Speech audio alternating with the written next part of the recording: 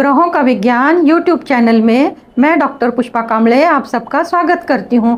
आज मैं आपको कुंडली पढ़ना सीखे के क्रम में पाठ 141 सिखाना शुरू करती हूं।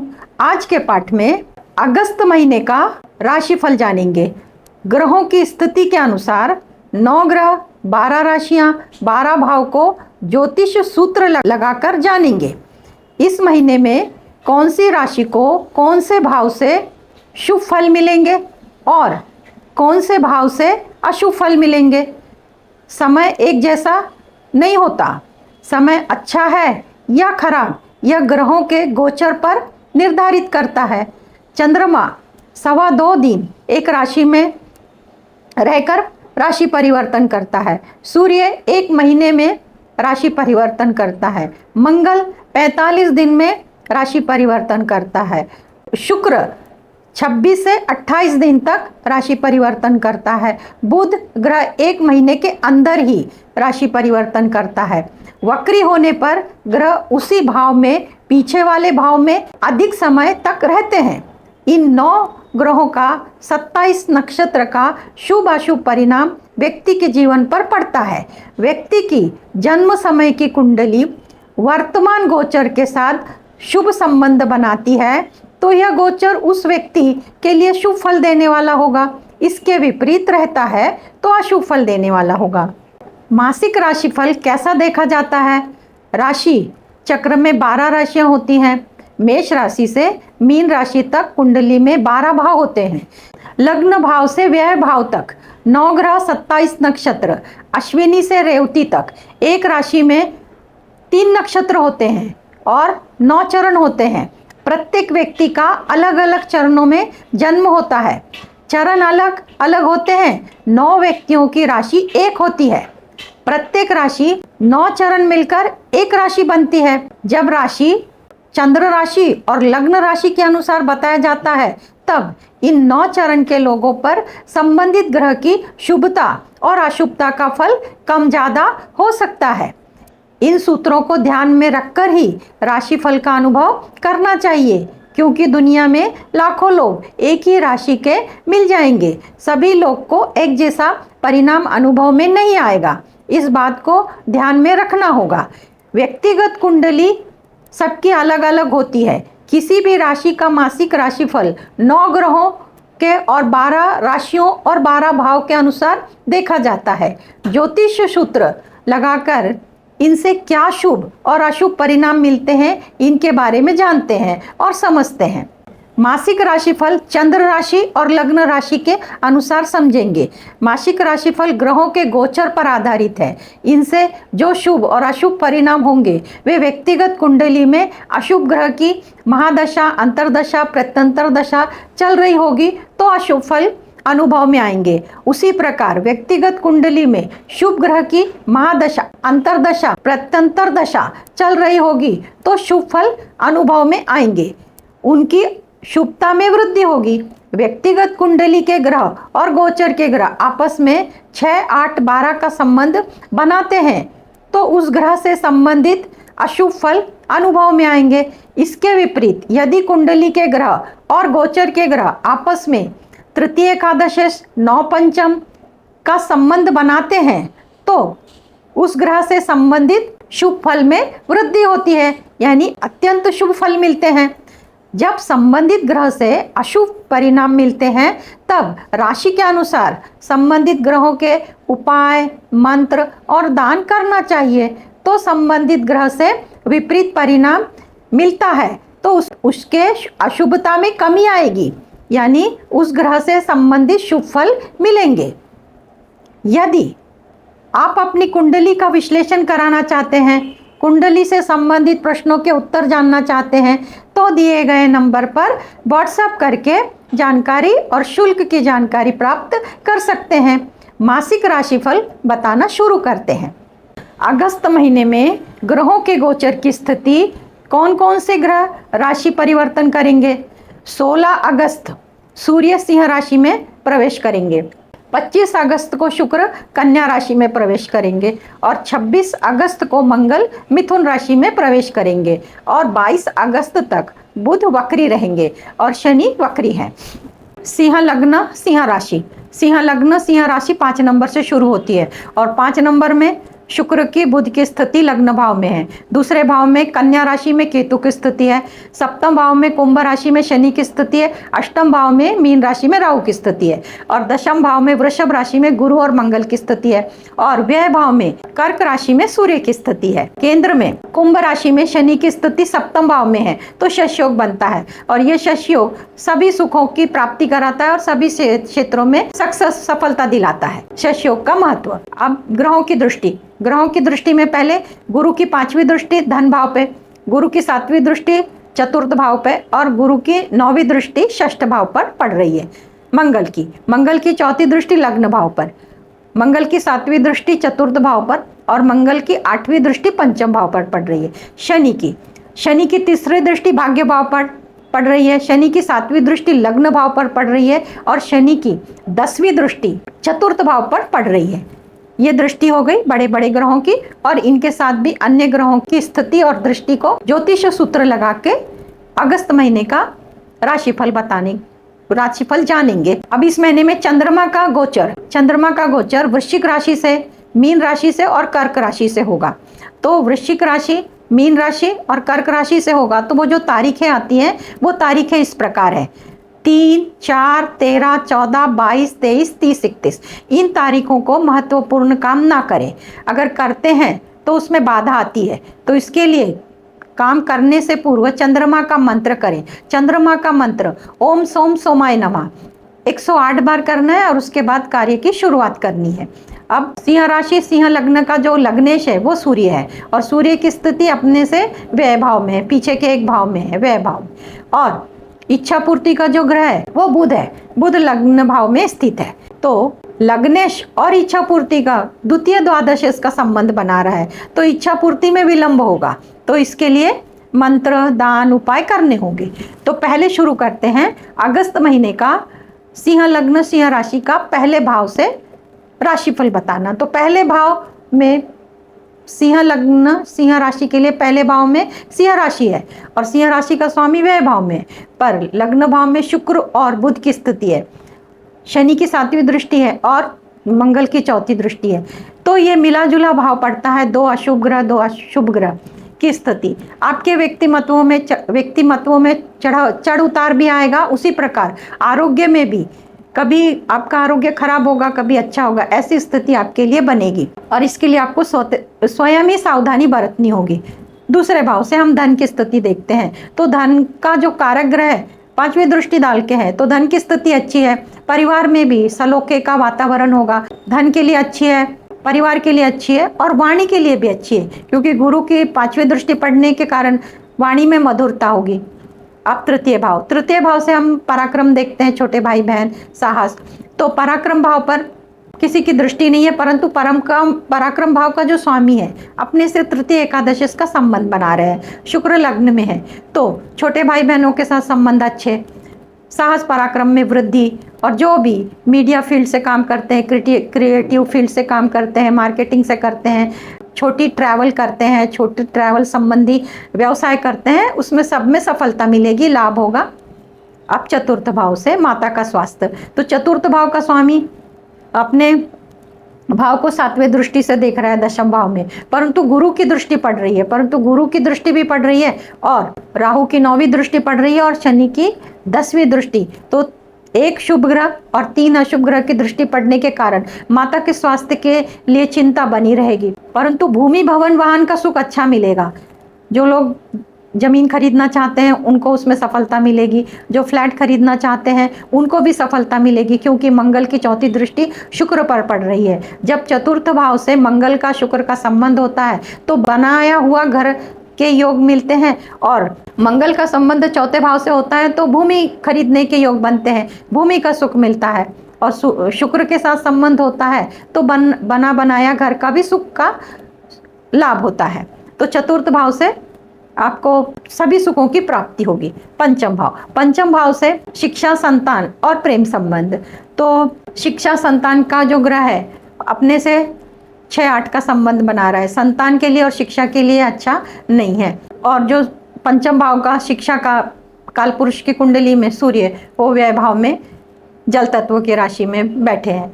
तो शिक्षा और संतान के लिए इतना अच्छा नहीं है, परंतु प्रेम संबंध के लिए, तो प्रेम संबंध के लिए इस भाव पर मंगल की 8वीं दृष्टि पड़ने के कारण मतभेद अलगाव की स्थिति होगी, क्योंकि 9वीं दृष्टि राहु की भी पड़ने के कारण प्रेम संबंध में मतभेद भ्रम के कारण हो सकते हैं।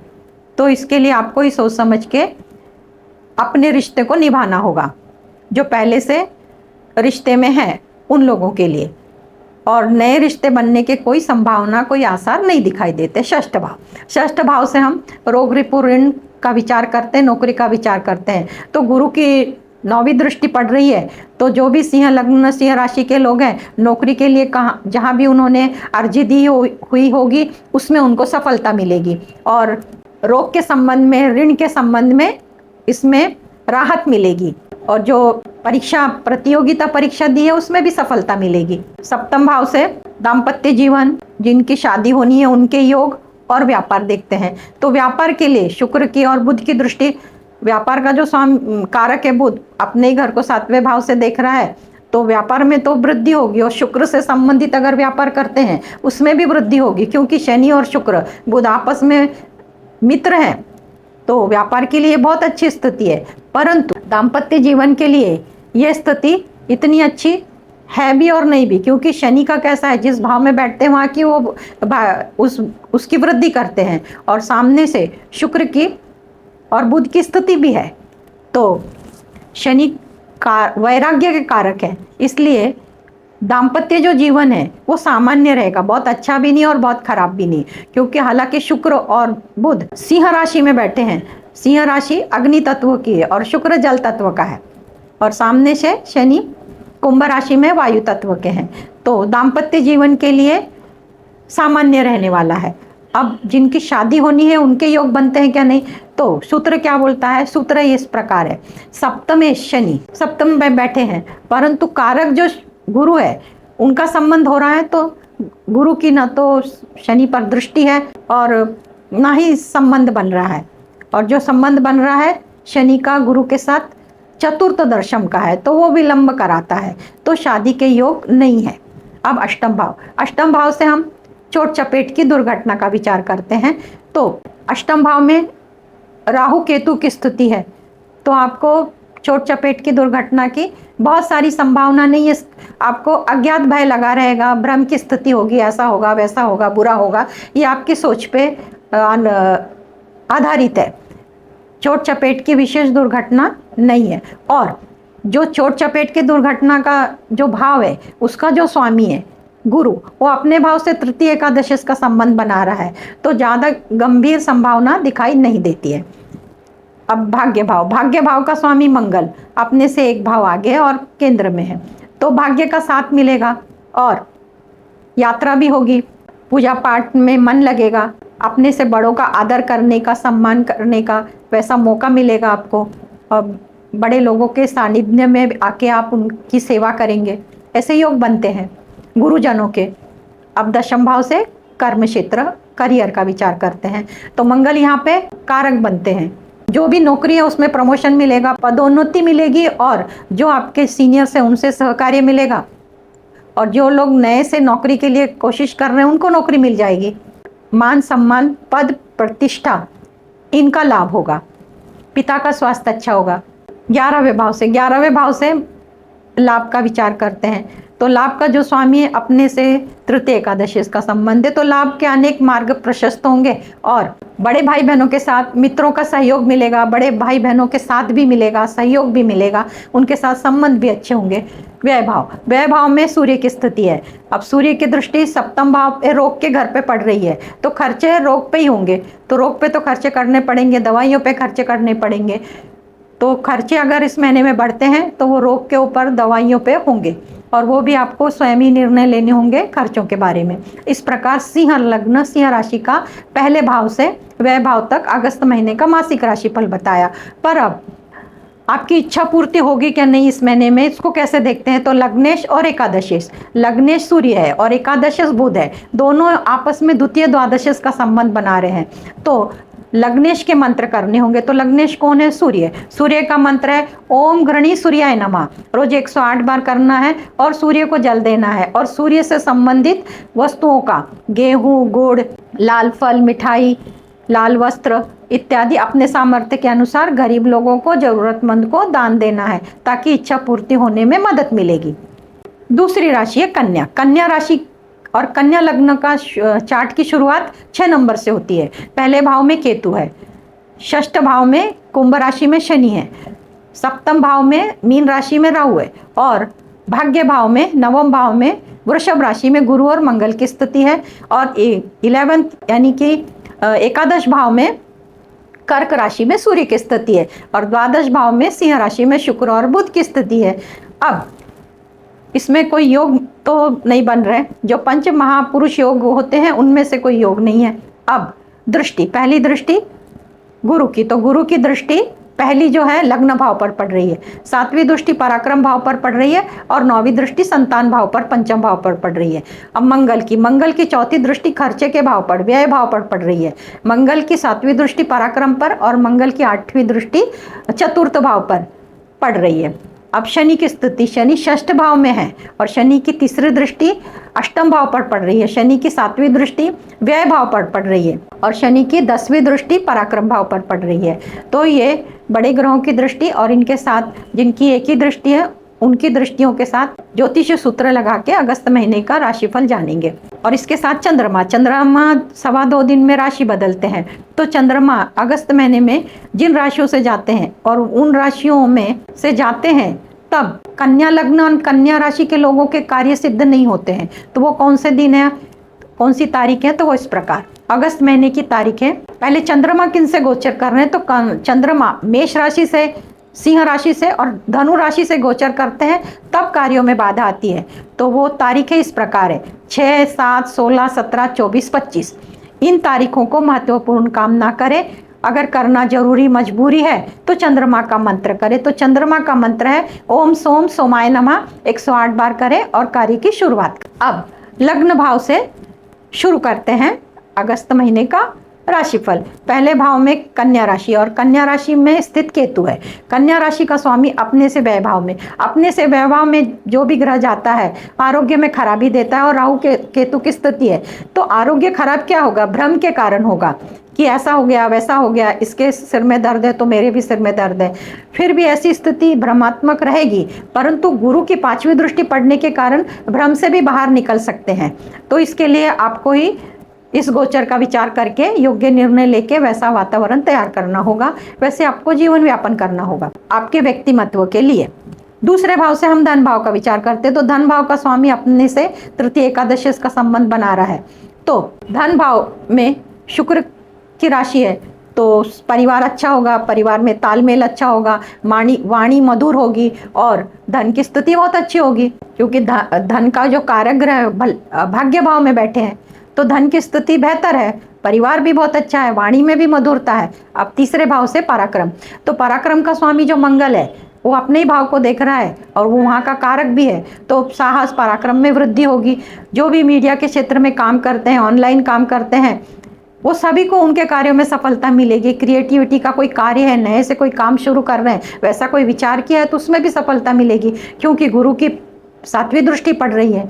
तो तृतीय भाव से संबंधित जो भी फल है वो आपको सभी मिलेंगे, और उसके साथ साथ आपके भाई बहन, छोटे भाई बहनों का सहयोग भी मिलेगा। अब चतुर्थ भाव से हम भूमि भवन वाहन का विचार करते हैं।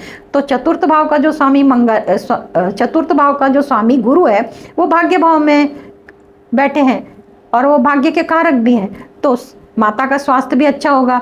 माता का स्वास्थ्य अच्छा होगा, परंतु खून से संबंधित कुछ ऊपर नीचे हो सकता है, क्योंकि मंगल की 8वीं दृष्टि पड़ रही है। पर विशेष ज़्यादा बहुत फिक्र करने वाली बात नहीं होगी, परंतु चतुर्थ भाव का स्वामी भाग्य भाव में बैठने के कारण भाग्य से भूमि भवन वाहन सभी सुखों की प्राप्ति मिलेगी। लग्जरियस लाइफ जिसको बोलते हैं, उससे संबंधित वस्तुओं की प्राप्ति होगी।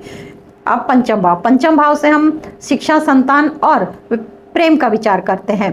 तो इसका स्वामी अपने से एक भाव आगे यानी कुंभ राशि षष्ठ भाव में बैठे हैं, और सूर्य के सामने से दृष्टि है। यह शिक्षा, संतान के लिए अच्छी है, शिक्षा के लिए अच्छी है और जो संतान है उनके लिए अच्छी है। परंतु जिन्होंने अभी गर्भधारणा की हुई है, जो अभी गर्भवती महिलाएं हैं, उन्होंने अपनी तबीयत की चिंता करनी होगी, सावधानी बरतनी होगी, क्योंकि सूर्य की 7वीं दृष्टि पड़ती है जब पंचम भाव पे और गर्भवती महिला होती है तो उसके गर्भपात होने की संभावना बढ़ती है। फिर भी गुरु की 9वीं दृष्टि पड़ रही है, फिर भी अपने को सावधानी बरतनी होगी स्वास्थ्य के प्रति। और प्रेम संबंध में भी बढ़ोतरी होगी, प्रगाढ़ता बढ़ेगी, क्योंकि गुरु का 9वीं दृष्टि पड़ रही है और 9वीं दृष्टि अमृत के समान होती है, तो प्रेम संबंध अच्छे होंगे। अब षष्ठ भाव में शनि की स्थिति है, तो शनि इधर पे अच्छे माने जाते हैं। रोग रिपो, क्योंकि शनि जहाँ बैठते हैं वहाँ का तो वृद्धि करते हैं, तो रोग रिपो ऋण इनमें वृद्धि तो होगी, परंतु शुक्र और बुध की स्थिति होने के कारण उसमें सौम्यता आएगी, क्योंकि शुक्र और बुध दोनों ही शुभ ग्रह हैं और शुभ ग्रहों की दृष्टि पड़ती है तो शुभता में वृद्धि आती है। सप्तम भाव से हम व्यापार का विचार करते हैं, तो व्यापार का जो स्वामी है बुध अपने से षडाष्टक बना रहा है, तो व्यापार के लिए स्थिति अच्छी नहीं होगी। और राहु केतु की स्थिति है, ब्रह्म की स्थिति होने के कारण क्या करूं क्या ना करूं इसी में समय निकल जाएगा। अब दाम्पत्य जीवन के लिए भी यही स्थिति होगी कि भाई प्रेम संबंध में भ्रम की स्थिति, किसी तीसरे के बोलने से, किसी तीसरे के आने से जो भी भ्रम तैयार होगा उससे मतभेद होंगे। तो इसके लिए आपको ही स्वतः विचार पूर्वक निर्णय लेने होंगे। अब जिनकी शादी होने वाली है उनके योग बनते हैं क्या नहीं, तो सूत्र सप्तम भाव का स्वामी अपने भाव को देखे या सप्तमेश को देखे। तो अभी सप्तमेश जो गुरु है वो ही भाग्य भाव में बैठे हैं और अपने से तृतीय एकादश का संबंध बना रहे हैं, तो स्थिति शादी के लिए अच्छी है। यह स्थिति नए शादी जो लोग इच्छुक हैं उनके शादी के योग बनते हैं। उन्होंने एक कदम, मतलब उन्होंने शादी करने के लिए कदम बढ़ाने चाहिए, योग बन रहे हैं। अब अष्टम भाव से हम चोट चपेट दुर्घटना का साधारण विचार करते हैं, तो चोट चपेट दुर्घटना की इधर संभावना ज़्यादा बनती है, क्योंकि अष्टम का जो स्वामी मंगल है वो भाग्य में बैठे हैं, परंतु शनि की तीसरी दृष्टि पड़ने के कारण हड्डियों को मार लगना, हड्डियों में तकलीफ होना, हड्डियां टूटना, इन सब की संभावना बनती है। इसलिए रोड पर वाहन चलाते समय सावधानी बरतनी होगी इस गोचर काल में। भाग्य भाव में वृषभ राशि है और वृषभ राशि का स्वामी व्यय भाव में है, परंतु भाग्य भाव में भाग्य का कारक ही गोचर में है गुरु और मंगल की स्थिति है, तो भाग्य का साथ मिलेगा। मंगल गुरु की स्थिति से धार्मिक यात्रा अच्छी होगी, पूजा पाठ ध्यान साधना अनुष्ठान इनमें वृद्धि होगी और इनसे आपको सुख भी मिलेगा। दशम भाव से कर्म क्षेत्र, तो दशम भाव का स्वामी तृतीय एकादश का संबंध बना रहा है। तो अगर अपने घर से दूर जाके अपन कोई नौकरी व्यवसाय करना चाहते हैं तो उसमें सफलता मिलेगी अपने घर से दूर जाकर, क्योंकि दशमेश जो है बुध वो व्यय भाव में, और व्यय भाव से हम परदेश का विचार करते हैं, इसलिए बाहर देश में, बाहर प्रांत में आप नौकरी के लिए कोशिश कर सकते हैं, वहाँ से आपको लाभ की प्राप्ति हो सकती है। और 11वें भाव से हम लाभ का विचार करते हैं, बड़े भाई बहनों का और मित्र परिवार का। तो उस भाव में सूर्य की स्थिति है, तो बड़े भाई बहनों के साथ संबंध अच्छे होंगे, लाभ के अनेक मार्ग प्रशस्त होंगे। हालांकि भ्रम की स्थिति बनी रहेगी, तो इसके लिए सोच समझ के ही जो भी लाभ के मार्ग हैं उनको जब आप चुनते हो तो सोच समझ के चुनना होगा, क्योंकि राहु की 5वीं दृष्टि पड़ रही है। मित्रों का सहयोग मिलेगा, बड़े भाई बहनों का भी सहयोग मिलेगा। व्यय भाव से खर्चों का विचार आमतौर पे किया जाता है। शुक्र और बुध की स्थिति है, शुक्र 7वीं दृष्टि से षष्ठ भाव को देख रहे हैं, तो शुक्र के लिए षष्ठ भाव नीच राशि का होता है, और जो जहाँ पे वो स्थित है कालपुरुष की कुंडली में उच्च के होते हैं, तो जब वो उनकी दृष्टि पड़ेगी तो किस पे पड़ेगी, तो रोग पर, तो रोग से संबंधित, तो रोग बढ़ेंगे तो दवाइयाँ, हॉस्पिटल, इन सब के ऊपर खर्चे बढ़ेंगे, और इन सब पे खर्चे तो करने ही पड़ेंगे, क्योंकि रोग को ठीक करने के लिए दवाइयाँ और दवाइयाँ खरीदने के लिए धन, इनकी आवश्यकता होगी। तो इस प्रकार धन खर्च तो होगा, पर होगा वो दवाइयों पे होगा। तो कन्या राशि के लोगों का लग्न भाव से व्यय भाव तक अगस्त महीने का मासिक राशिफल बताया। अब इस महीने में आपकी इच्छा पूर्ण होने के लिए कौन बाधक होता है, तो लग्नेश बुध है, और अपने से द्वितीय द्वादशीस का संबंध बना रहे हैं, तो आपको बुध का मंत्र करना होगा, ओम बूम बुधाय नमः, और ये मंत्र 108 बार करना है और बुध से संबंधित चीज़ों का दान करना है। तो बुध से संबंधित चीज़ें हरे रंग की होती हैं। किन्नरों को कर सकते हैं हरी चूड़ियाँ दान, पैसे का, गाय को आप हरा चारा खिला सकते हैं, हरी मूंग की दाल का दान कर सकते हैं, और वो भी बुधवार के दिन करेंगे तो उस ज़्यादा सहयोग होता है इच्छा पूर्ति होने में। तो कन्या लग्न कन्या राशि का अगस्त महीने का राशिफल इस प्रकार बताया। आज की क्लास में इतना ही। धन्यवाद।